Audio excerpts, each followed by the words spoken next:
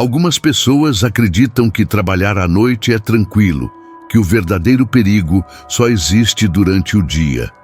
Mas quem já passou madrugadas sozinho em hotéis, motéis, hospitais ou postos de beira de estrada sabe que enquanto todos estão dormindo, coisas sobrenaturais acontecem. Neste vídeo, você vai ouvir 4 relatos reais e perturbadores de trabalhadores noturnos, pessoas comuns que estavam apenas cumprindo seu turno quando perceberam que não estavam tão sozinhas quanto imaginavam. Histórias que não envolvem monstros ou lendas, mas presença, silêncio e aquela sensação horrível de estar sendo observado no escuro. E se você gosta de histórias sobrenaturais, deixe o seu like no vídeo, se inscreva no canal se ainda não for inscrito e ative o sininho das notificações para não perder os próximos relatos. Se você tem algum relato sobrenatural e quer ver ele passando aqui no canal, envie o seu relato para o e-mail que está aqui embaixo, na descrição desse vídeo.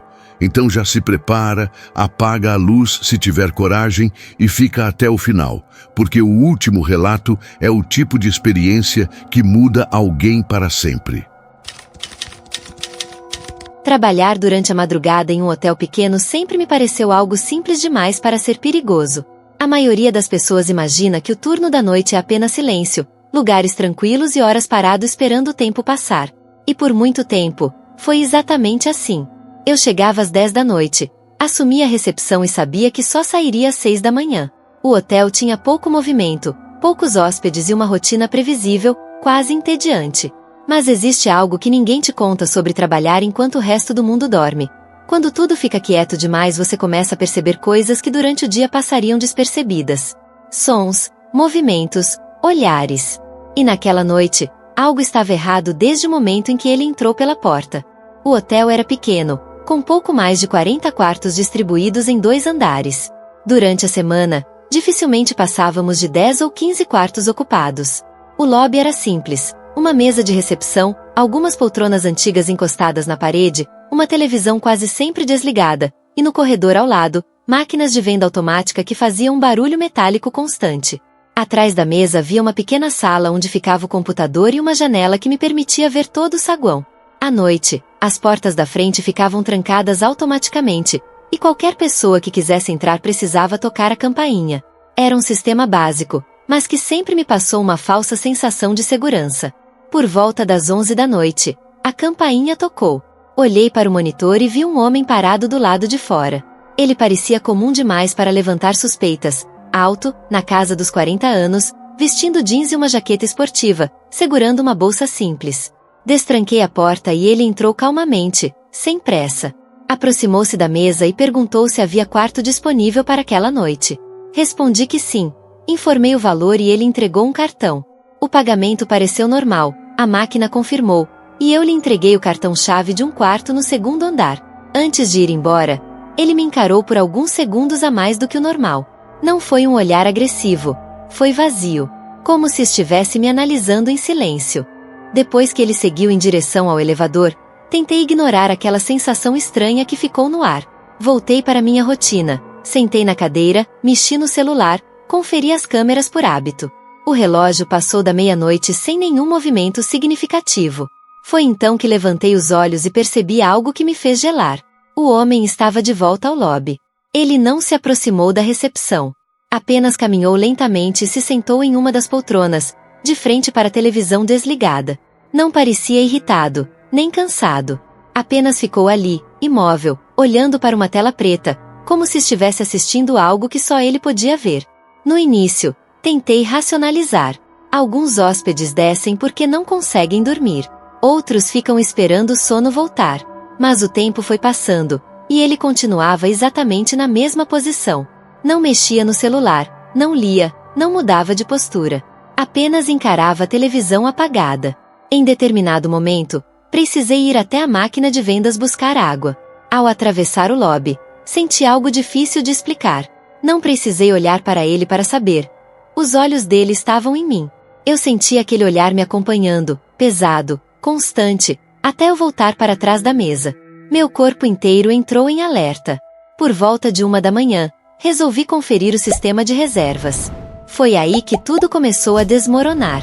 Ao olhar a lista de quartos ocupados, percebi que o quarto que eu tinha acabado de alugar aparecia como vazio. Achei que fosse um erro do sistema. Conferi novamente. Nada. Não havia registro de pagamento, não havia nome, não havia sequer um log de entrada com cartão-chave.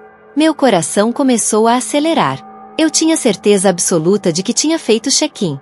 Conferi o histórico de transações, revisei cada detalhe. Nada existia. Era como se aquele homem nunca tivesse sido um hóspede. Tentei ligar para o quarto que eu havia entregado a ele. O telefone chamou várias vezes, sem resposta. Verifiquei o registro do cartão eletrônico. Nenhuma abertura de porta naquela noite. Foi então que a ficha caiu. Ele nunca tinha ido para o quarto. Ele estava ali o tempo todo. Olhei lentamente para o lobby. E lá estava ele. Ainda sentado, ainda olhando para a televisão desligada. Uma sensação de pânico subiu pelo meu peito, como se algo estivesse muito perto de acontecer e eu não soubesse o que. Esperei alguns minutos tentando decidir o que fazer. Parte de mim queria acreditar que era apenas uma falha técnica. Mas tudo indicava que aquele homem nunca deveria estar ali. Tomei coragem e me aproximei, perguntando se estava tudo bem. Ele virou a cabeça devagar e me encarou com o mesmo olhar vazio de antes. Disse, em um tom baixo e frio, que não conseguia dormir. Depois, simplesmente voltou a encarar a televisão. Voltei para trás da mesa com as mãos tremendo. Àquela altura, eu já me sentia ameaçada, mesmo sem ele ter feito nada explicitamente errado. Conforme a madrugada avançava, ele começou a se mover pelo hotel. Às vezes ficava perto dos elevadores. Em outros momentos, permanecia nas áreas mais escuras do lobby, onde a luz mal alcançava. Toda vez que eu checava as câmeras, ele estava em um lugar diferente. Sempre observando. Sempre parado por tempo demais. Em determinado momento, vi pelas câmeras que ele estava parado em frente à porta de um quarto no primeiro andar, como se estivesse ouvindo algo do outro lado. Foi aí que liguei para a polícia. Eu não sabia o que ele queria, mas sabia que aquilo não era normal. Quando os policiais chegaram, já passava das 4 da manhã. Eles conversaram com ele por alguns minutos e pediram documentos. Depois, se aproximaram de mim e explicaram que o homem não era hóspede. O cartão que ele usou era roubado. Ele nunca teve intenção de se hospedar. Ele só precisava entrar. Enquanto os policiais o levavam, eu fiquei parada, tentando processar tudo. A ideia de que ele passou horas andando pelo hotel, observando pessoas, observando a mim, sem que ninguém percebesse, é algo que me assombra até hoje. Eu nunca soube qual era o plano dele. E talvez isso seja a parte mais aterradora de todas.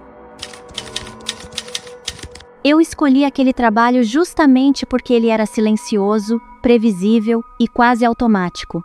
Turno da madrugada em posto de gasolina costuma ser assim: poucas pessoas, quase nenhum movimento e longos períodos de tempo em que nada acontece. Eu gostava dessa sensação de controle, de saber exatamente o que esperar de cada noite. Pelo menos até perceber que quando tudo é previsível demais, qualquer pequena quebra na rotina se torna impossível de ignorar. Aquilo começou em uma terça-feira comum, por volta de 1 da manhã. O ar estava quente, parado, e o zumbido das luzes fluorescentes parecia mais alto do que deveria, como se vibrasse dentro da minha cabeça. Eu estava aquecendo um rolinho de canela que nem queria comer, apenas para passar o tempo, quando a porta se abriu. O homem que entrou parecia deslocado, como alguém que não deveria estar ali naquele horário. Devia ter entre 40 e 50 anos, vestia uma jaqueta verde já desbotada, o cabelo mal cuidado e um rosto cansado, marcado por uma expressão seca, sem sorriso. Ele não foi direto ao café, nem às prateleiras, como quase todo mundo fazia. Em vez disso, caminhou lentamente até perto do balcão e se sentou, me encarando com uma familiaridade estranha, íntima demais para um completo desconhecido. Eu cumprimentei, forçando um sorriso profissional. Ele respondeu perguntando se eu sempre trabalhava tão tarde. Respondi que sim, mais ou menos. Ele sorriu, como se aquela confirmação significasse algo importante. Então ele disse algo que fez meu estômago afundar. Comentou que já tinha passado ali algumas vezes e que sempre era eu trabalhando. Falou isso de forma casual, quase orgulhosa. Tentei brincar, dizendo que cidade pequena era assim mesmo, mas por dentro algo se fechou. Quando ele disse meu nome, eu congelei. Eu não usava crachá, não tinha dito quem eu era. Antes que eu pudesse perguntar qualquer coisa, ele apontou para o quadro atrás de mim, onde eu costumava escrever os sabores do dia com giz. Disse que reconhecia minha letra. Comentou sobre os pequenos traços que eu fazia como se tivesse estudado aquilo com atenção. Não era elogio, era observação. E isso era pior. Ele não comprou nada. Ficou ali mais um pouco, em silêncio, apenas me observando, como se estivesse analisando minhas reações, meu jeito de respirar, de me mover. Antes de sair, finalmente se apresentou. Disse que se chamava Paulo. Falou que era apenas curioso. Depois foi embora, deixando para trás uma sensação pesada que não saiu do meu corpo nem quando a porta se fechou. Nos dias seguintes, tentei convencer a mim mesma de que tinha sido apenas um encontro estranho. Mas ele voltou. Não todas as noites. Nunca de forma previsível. Às vezes entrava, às vezes apenas ficava dentro do carro, estacionado do outro lado da rua, com as luzes apagadas, sempre observando. Houve uma noite em que tentei fingir que ele não existia. Ele entrou, comprou apenas uma garrafinha de água e ficou ali parado, como sempre. Comentou que eu estava mais quieta naquela noite. Disse que o turno devia ser solitário, que não havia mais ninguém por quilômetros. Falava em tom neutro, quase gentil, e isso tornava tudo ainda mais desconfortável. Então fez a pergunta que me tirou o ar: se eu nunca sentia medo de ficar sozinha à noite, sendo mulher. Não havia ameaça na voz dele, apenas curiosidade, como se estivesse falando sobre o clima. Eu tentei encerrar a conversa, perguntando se ele precisava de mais alguma coisa. Ele se afastou, mas não antes de dizer que tinha reparado que eu sempre trancava a porta do fundo e que costumava conferir tudo por volta das 2 da manhã.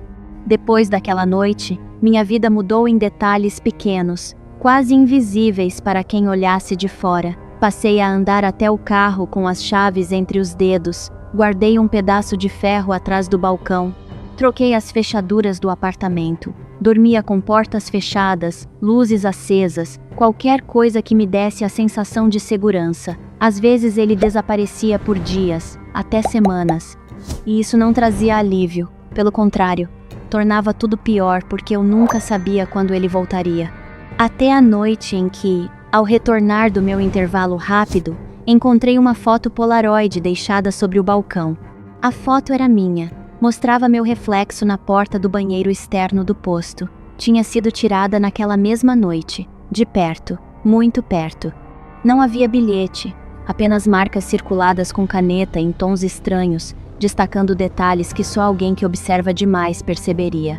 Na próxima vez que ele entrou, eu perdi o controle.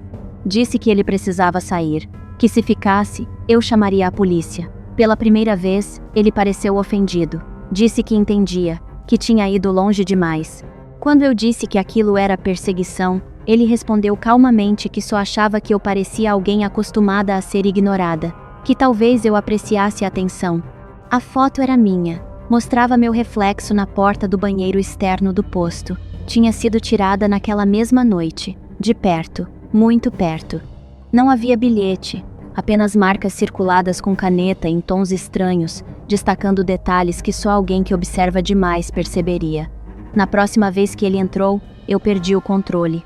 Disse que ele precisava sair, que se ficasse, eu chamaria a polícia. Pela primeira vez, ele pareceu ofendido. Disse que entendia, que tinha ido longe demais.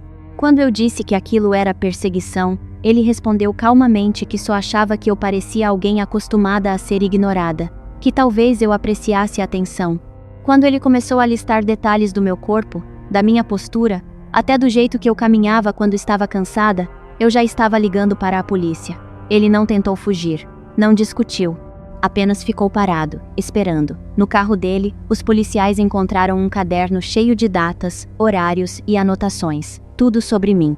Meu nome repetido inúmeras vezes, escrito cada vez mais apertado, quase ilegível. A ordem de restrição saiu dias depois. Eu fui transferida, mudei de cidade. Mas até hoje, quando vejo faróis atrás de mim por tempo demais, sinto o mesmo arrepio subir pela nuca. E ainda lembro da forma como ele dizia meu nome, como se tivesse alguma intimidade. Eu preciso começar dizendo que isso ainda está muito recente na minha cabeça. Enquanto escrevo e conto essa história, o que aconteceu comigo foi literalmente ontem à noite. Eu trabalho no turno da madrugada em um posto de gasolina que funciona 24 horas, daqueles isolados, iluminados apenas por lâmpadas fortes no meio da escuridão. Tenho 22 anos e estou nesse emprego há pouco mais de 2 meses. Ainda estou naquela fase em que tudo parece novo, mas ao mesmo tempo, você já aprende rápido que trabalhar à noite muda completamente a forma como você percebe o mundo, as pessoas e o silêncio. Meu turno costuma ser nos fins de semana, de terça até sábado, enquanto o outro funcionário, que vou chamar de Maurício, cobre os outros dias. Naquela madrugada específica, por volta de 2h30 da manhã, Maurício apareceu no posto acompanhado de um amigo dele, que vou chamar de Bernardo. Eles vieram só para tomar café, conversar um pouco e passar o tempo. Os dois estavam claramente alterados, rindo demais, falando alto, agindo como adolescentes entediados. Confesso que naquele momento, a presença deles me trouxe uma sensação estranha de alívio.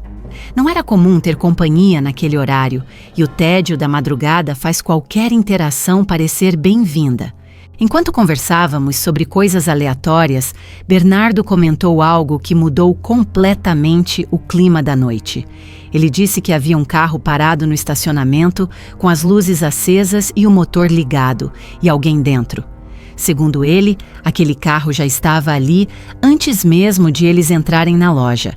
Bernardo contou que chegou a perguntar ao homem o que ele estava fazendo ali, e o sujeito respondeu que estava esperando um pedido de entrega.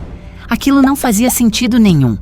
Clientes não costumam ficar parados no estacionamento por tanto tempo, muito menos sem entrar para confirmar nada.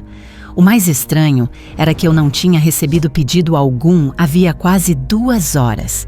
Eu passei a maior parte da madrugada no fundo da loja, limpando, longe da porta da frente e das janelas, então não tinha visto carro nenhum. Naquele momento, tentamos ignorar o assunto, como se fosse só mais uma situação estranha da madrugada. Maurício e Bernardo saíram para fumar e brincar com o cachorro que tinham levado, rindo e conversando no estacionamento. Sozinha novamente, comecei a sentir aquele desconforto silencioso que só aparece quando você percebe que algo não se encaixa. Eu não sabia há quanto tempo aquele carro estava ali antes deles chegarem. E essa dúvida começou a crescer dentro da minha cabeça. Cerca de 1 hora depois, eles voltaram para pegar mais café.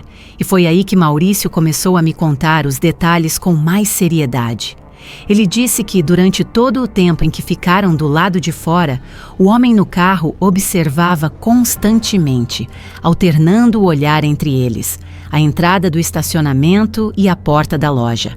Sempre mexendo no celular, como se estivesse avisando alguém ou recebendo instruções. Bernardo, ainda rindo e sem noção por causa do efeito da bebida que eles haviam bebido antes de chegar, chegou a ir até o carro perguntar diretamente por que o homem estava encarando eles. O sujeito fingiu não falar português, mas quando ele percebeu que isso não funcionou, mudou completamente de atitude. Ele passou a falar português normalmente e disse que devia ter errado o endereço, saindo do estacionamento logo em seguida. Mas o detalhe mais assustador veio depois. Maurício percebeu que o carro parecia novo demais e não tinha placa. Além disso, havia uma pilha de caixas ou objetos grandes no banco de trás, o suficiente para esconder uma pessoa.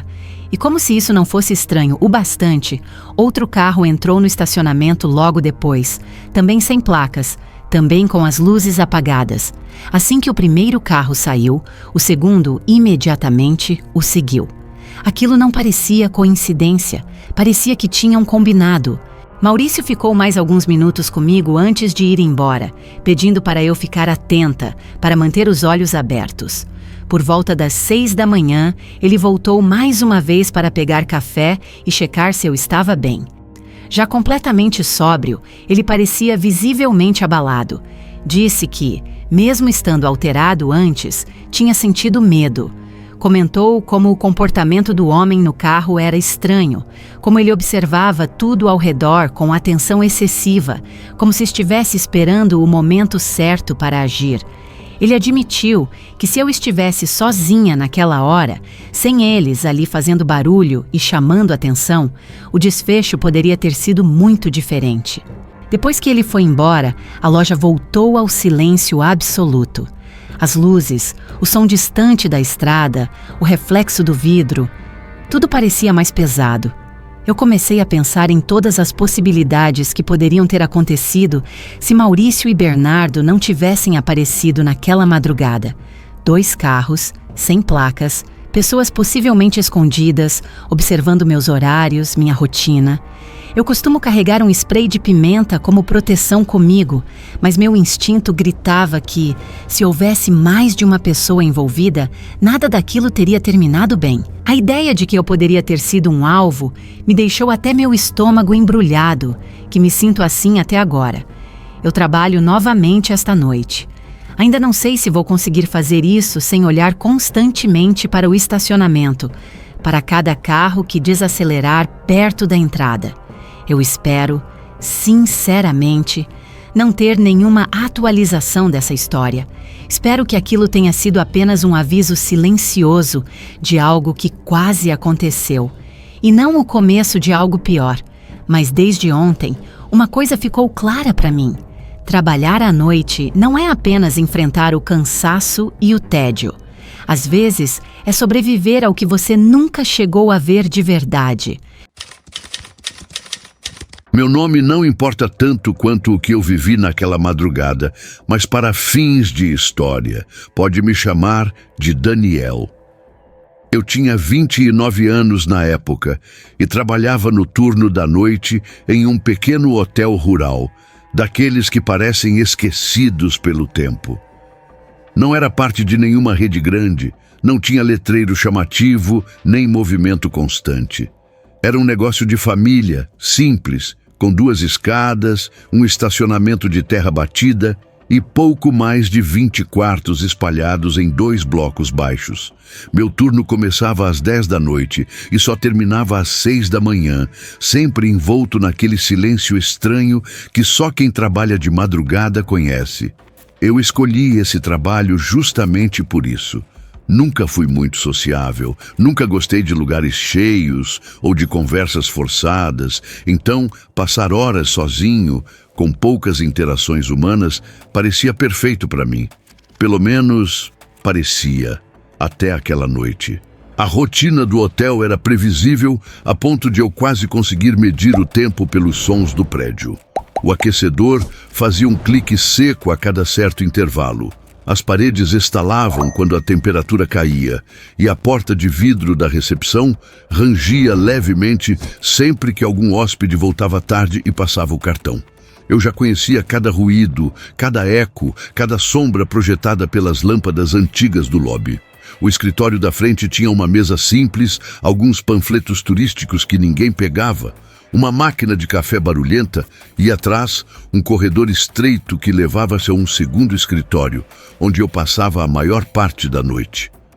Lá tinha um sofá gasto, uma TV pequena presa na parede, um frigobar antigo e, o mais importante, um rádio que tocava sempre que alguém apertava a campainha da recepção. Era assim que eu sabia quando precisava ir atender alguém. Fora isso, as madrugadas eram longas, silenciosas e até então tranquilas. Naquela terça-feira específica, o frio estava mais intenso do que o normal. O estacionamento tinha apenas 4 ou 5 carros, todos pertencentes a hóspedes que já estavam dormindo. A estrada em frente ao hotel era escura, sem iluminação pública, e o movimento costumava ser praticamente inexistente depois da meia-noite. Eu estava no sofá do escritório de trás, meio distraído no celular, quando ouvi o som agudo da campainha ecoar pelo rádio. Um som claro, impossível de confundir. Levantei sem pressa, atravessei o corredor e fui até a recepção. Mas quando cheguei lá, não havia ninguém. O lobby estava completamente vazio. Olhei pelas portas de vidro, Forcei a vista para enxergar a estrada, mas não vi faróis, não vi silhuetas, não vi absolutamente nada. Fiquei parado alguns segundos, tentando entender. Pensei que talvez tivesse me enganado, mas aquele som não era algo que se imaginava facilmente. Mesmo assim, depois de esperar um pouco, voltei para o escritório, tentando ignorar a sensação estranha que começou a se formar no fundo da minha mente. Menos de 10 minutos depois, a campainha tocou novamente. Dessa vez, meu corpo reagiu antes mesmo de eu pensar. Levantei rápido, caminhei quase correndo até a recepção e, novamente, nada.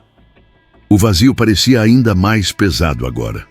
Um arrepio subiu pela minha nuca, daqueles que fazem os pelos se eriçarem sem você pedir. Abri a porta de vidro e fui até o estacionamento. Os carros estavam exatamente nos mesmos lugares, apagados, imóveis.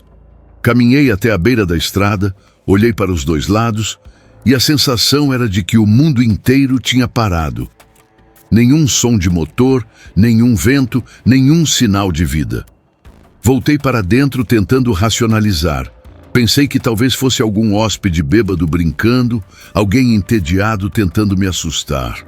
Sentei atrás da mesa da recepção dessa vez, decidido a pegar a pessoa no flagra se fosse uma brincadeira. O tempo passou, 15 minutos, 20, nada aconteceu. Meu corpo começou a relaxar de novo, e eu até cheguei a rir de mim mesmo, pensando que estava ficando paranoico por causa do turno noturno.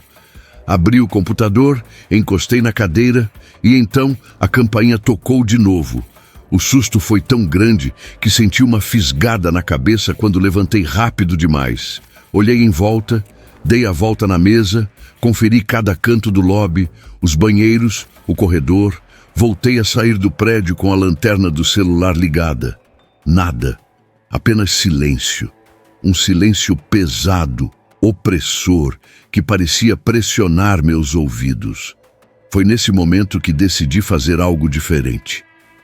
Em vez de voltar para o escritório de trás, fiquei ali mesmo, sentado atrás da mesa da recepção, com as luzes do lobby parcialmente apagadas, deixando o ambiente mais escuro. Se alguém estivesse brincando comigo, eu estaria ali para ver. O silêncio era tão absoluto que qualquer pequeno ruído parecia exagerado. O clique do aquecedor soava como um estalo alto demais. O frigobar lá atrás ligava e desligava, fazendo meu coração acelerar a cada vez. O prédio rangia, respirava, como se estivesse vivo. Eu fiquei ali, olhando fixamente para a campainha sobre a mesa, contando o tempo em silêncio. 15 minutos, depois 20. Meus olhos começaram a pesar e eu pensei que talvez tudo tivesse acabado. Talvez nunca tivesse passado de coincidências. Foi exatamente nesse momento, quando meu corpo começou a relaxar, que aconteceu. A campainha tocou, mas dessa vez eu vi. Uma mão surgiu lentamente debaixo da mesa, pálida, com dedos longos e imóveis demais, estendendo-se com uma calma absurda até apertar a campainha bem diante dos meus olhos. Eu pulei da cadeira num impulso de puro pânico.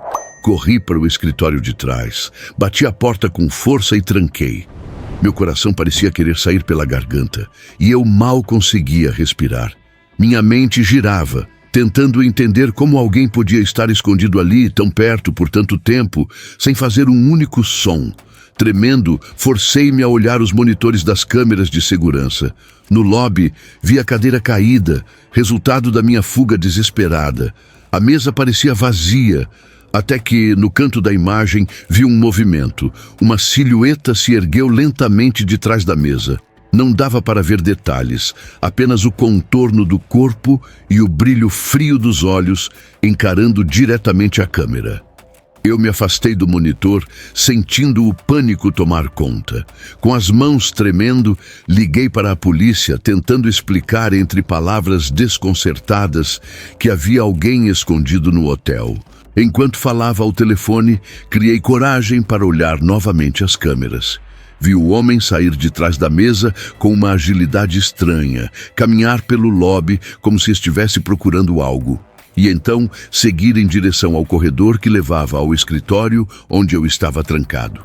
Encostei as costas na porta, segurando o choro, quando ouvi 3 batidas. Apenas 3, lentas, devagar. Depois, silêncio. Minutos se arrastaram como horas até que vi as luzes vermelhas e azuis das viaturas refletirem nas câmeras do estacionamento. O homem desapareceu do campo de visão segundos antes da polícia entrar. Eles encontraram apenas uma pedra grande perto da porta da frente, provavelmente usada para impedir que ela fechasse direito. Ele nunca foi encontrado. Até hoje, toda vez que ouço aquela campainha tocar à noite, minha mente volta para aquela mão surgindo lentamente debaixo da mesa. E eu sei, com toda certeza, que nunca mais vou olhar para aquele lugar da mesma forma. Depois de ouvir esses relatos, fica difícil acreditar que a noite é apenas silêncio e descanso.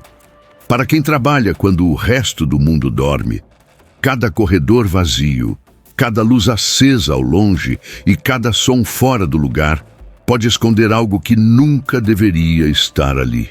Esses trabalhadores voltaram para casa vivos, mas não voltaram os mesmos. E talvez o mais assustador seja pensar em quantas histórias parecidas nunca foram contadas, simplesmente porque alguém preferiu o silêncio ao medo. Se você já viveu algo estranho durante a madrugada, compartilha nos comentários ou envia para o e-mail que está na descrição. E se ainda não viveu, talvez seja só uma questão de tempo.